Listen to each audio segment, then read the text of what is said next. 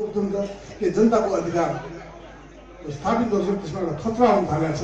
फेरि एउटा गठबन्धन जो भएको छ कम्युनिस्टहरूको एकता हुनु खोजेको छ। त्यसले फेरि नेपालमा कम्युनिस्ट शासन आयो भने नेपाली जनता फेरि डर त्रासमा बाँच्नुपर्ने अवस्था हुन्छ। आज रुसमा लेनिनवाद खत्तम भइसक्यो, मार्क्सवाद खत्तम भइसक्यो। यहाँ एमाले मार्क्सिस्ट लेनिनवादी, बाले भनेको मार्क्सिस्ट लेनिनवादी। मार्क्सको देश जर्मनीमा मार्क्सवाद छैन, कम्युनिस्ट छैन। लेनिनको देश रुसमा कम्युनिजम छैन। माओको देशमा चीनमा माओवाद छैन। तर आज चीनमा खत्तम भइसक्यो, माओवाद ल्याउनु खोजिरहेका छन्।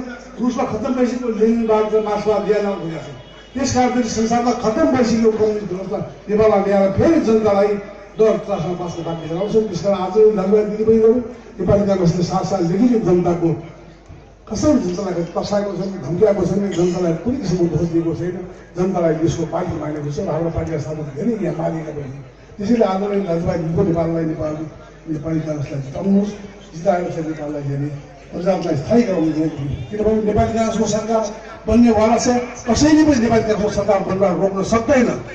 त्यसैले यो चाहिँ आज केपी ओली जस्ता मान्छेहरू आज चाहिँ शेरबहादुरले चुनाव सार्दैछ भन्दैछ।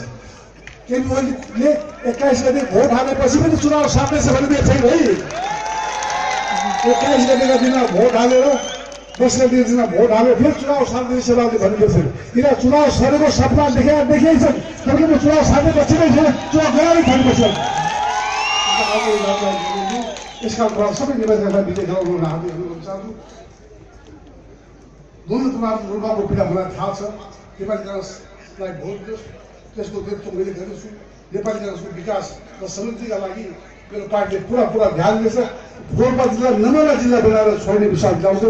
पत्रकारको बिदा हुन्छ, किनभने अहिले मलाई पुग्नुपर्ने बिदा हुन्छ। धन्यवाद। जय नेपाल।